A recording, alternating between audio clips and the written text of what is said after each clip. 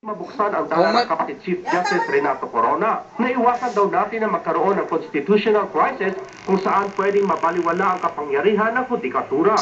Pero naniniwala pa rin siya na mabubuksan ang dollar account ni Corona sa takdang panahon. Bawal sa batas ang illegal na pagkakuha ng mga ebidensya. Kaya ang dapat gawin ng prosecution ay kailangan present nila yung tinatawag nilang little lady na siyang nagbigay ng mga dokumento na yun para tuluyan na mapabuksan yung account ni Corona. Para naman kay June Bartolome, admin assistant sa Alcobar, hindi maalis sa katulad niyang OFW na magduda dahil ayaw pabuksan ni Corona ang kanyang dollar account. Huwag na natin ulitin ang nakaraan. Nangyari na kay Pangulong Joseph Estrada ang sitwasyon na yan. Na sana, ipakita niya, huwag sana siyang magtago.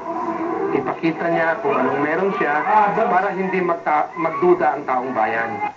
Taliwas daw ito sa sinabi ni Corona bago mag-umpisa ang impeachment trial na sasagutin niya ang lahat ng paratang dahil wala siyang itinatago. Para naman sa Migrante Alcobar, ginagamit lang ng Aquino administration ang impeachment trial para linlangin at ilihis ang tunay na isyu ng bayan.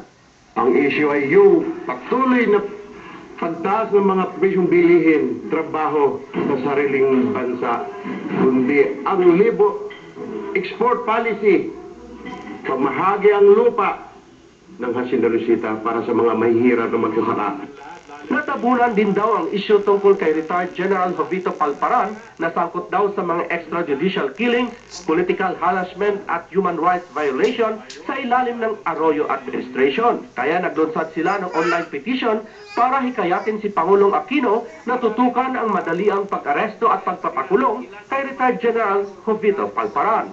Nag-issue ng warrant of arrest ang Malolos Regional Trial Court noong December 9, 2011 para dakpin si Palparan sa kasong pagdukot, torture at illegal detention ng dalawang UP students na sina Sherlyn Cadapan at Karen Empino noong 2006. Nagbabalita sa Middle East, Florante Catanos, Alcobar, Saudi Arabia. Para sa ilang OFW,